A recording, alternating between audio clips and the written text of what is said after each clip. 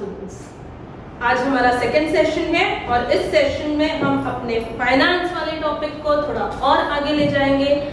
पिछले सेशन में if you remember हमने ये पढ़े थे कि what do you mean by corporate finance, what is the importance of corporate finance and including types of capital, जिसमें फिक्स्ड और वर्किंग दोनों को एक्सप्लेन किया गया था।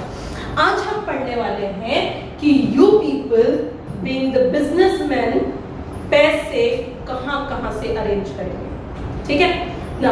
Types of capital, capital the money invested in own business, as मैंने आपको explain किया। नाउ कितने टाइप ऑफ कैपिटल होते हैं पता है। आज का ये टॉपिक पढ़ने के बाद लाइक आप ऐसे शॉक्ड रह जाएंगे कि इतनी सारी जगहों से हम पैसे अरेंज कर सकते हैं। यू नो, ये पैसे जो अरेंज होने वाले हैं, जो हम आगे पढ़ने वाले हैं, ये कंपनी लेवल पे होते हैं।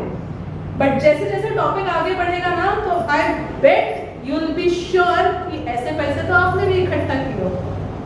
Okay, so without wasting time let's begin. Types of capital दो इसमें डिवाइड किया गया है। One is owned capital and the next one is borrowed capital. Owned capital किसको बोलते हैं? हमारा खुद का पैसा, जिसपे हम ये टैग लगा सके कि भैया ये पैसा जो है हमारा खुद का लगाया हुआ है या हम लोगों ने मिलकर लगाया हुआ है, उसे बोलते हैं ओन्ड कैपिटल। ठीक है। एंड बोरोड उधार का कैपिटल, जो हमने बाहर वाले लोगों से लिया है कैपिटल। तो देखो, जैसे मैं आपको दो क्लासिफिकेशन दे रही हूं यहाँ पे कि दिस इज ओन्ड कैपिटल, अपना पैसा। तो भैया अपना पैसा अपनी जेब से ही जाता ना, तो अपने को तो घर के बाहर भी नहीं निकलना पड़ता अपनी जेब से पैसा निकालने के लिए। तो इसी कैपिटल को मैं इंटरनल कैपिटल भी बोल सकती हूँ, इंटरनल कैपिटल। और जब उधार लेने की बारी आती है तो बट ऑब्वियसली किसी के सामने हाथ फैलाने ही पड़ते ना, तो बाहर वाले लोगों से पैसा ले रहे हैं हम, ऐसा बोल रहे हैं। तो इस बोरोड कैपिटल का दूसरा नाम हम लिख सकते हैं external capital. External capital. Fine. इसका एक क्लासिफिकेशन है जिसको हम और डिटेल में पढ़ेंगे। पहला है शेयर्स।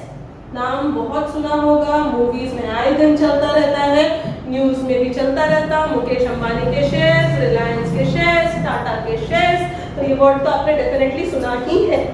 शेयर्स, शेयर्स के दो प्रकार, इक्विटी शेयर्स और प्रेफरेंस शेयर्स। नाउ ये वाला पोर्शन जब आप डिटेल में पढ़ेंगे तब आपका नॉलेज कॉन्क्रीट होगा regarding the share market, regarding the share capital. Okay, देखते हैं आगे वाले वीडियोस में धीरे धीरे। This is retained earnings. Retained earnings का मतलब होता है बेटा, हर आदमी, यू नो, सोल प्रोप्राइटर हो, अकेले बिजनेस करता हो या अंबानी टाटा की तरह बड़ा बिजनेसमैन हो, हर आदमी के पास अपनी पर्सनल सेविंग्स जरूर होती है। ठीक है।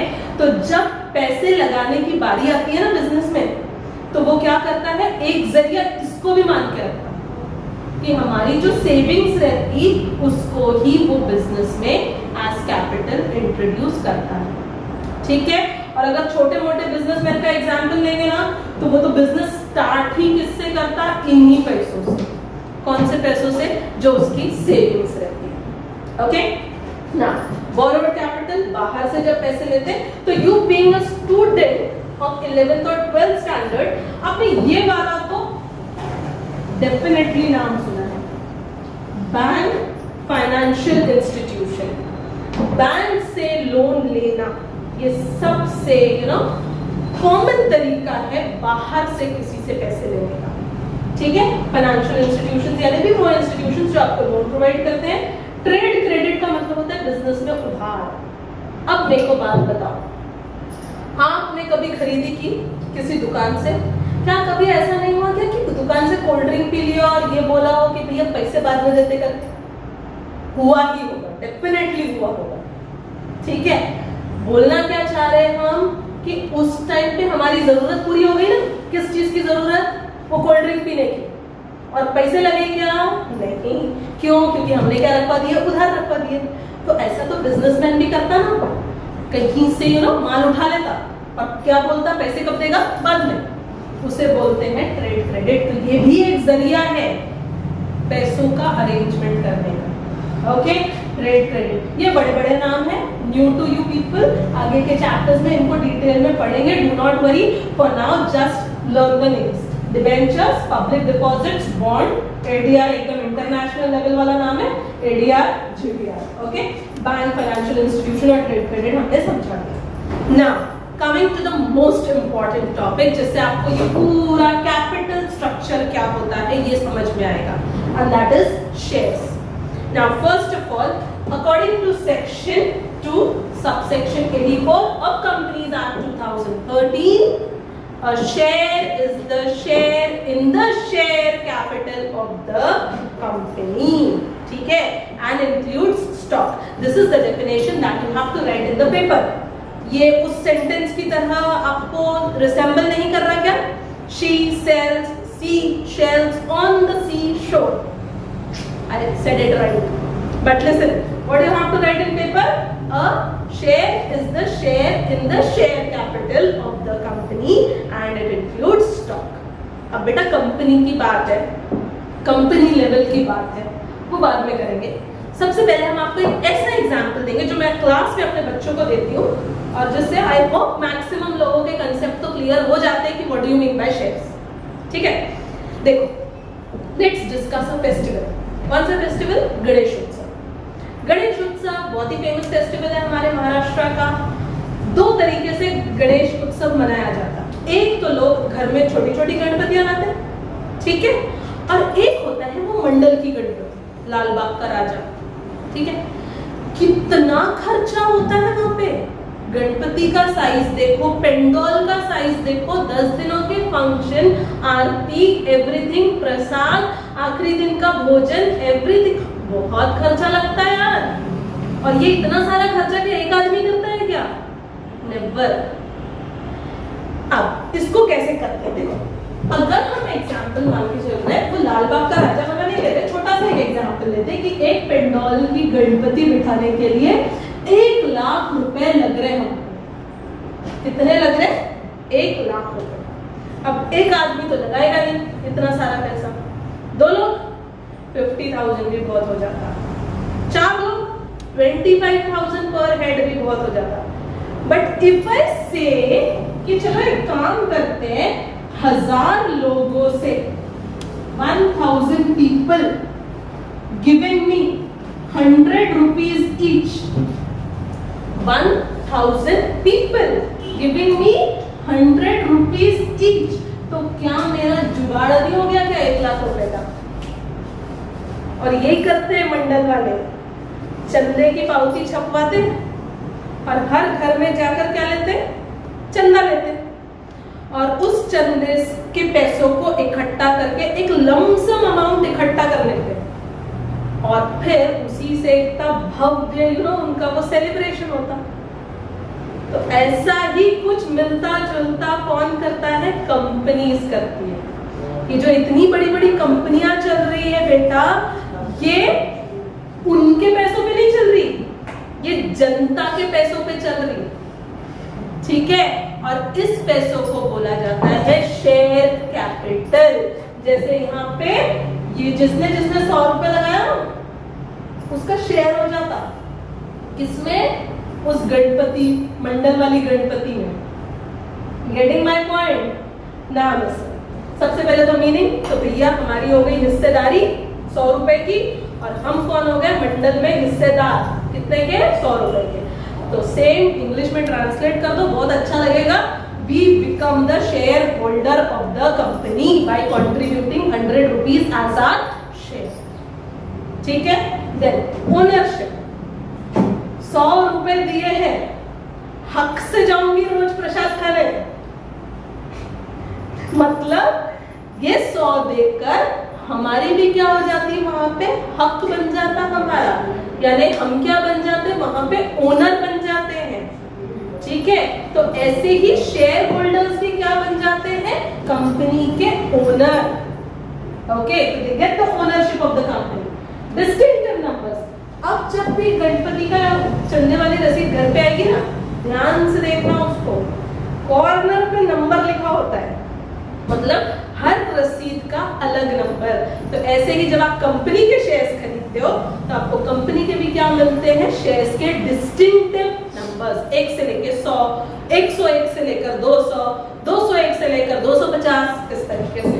देन एविडेंस ऑफ टाइटल, वो जो रसीद है वो दिखाकर आप कभी भी पेंडोल के अंदर जा सकते हैं। आपने चंदा दिया ना, ठीक है।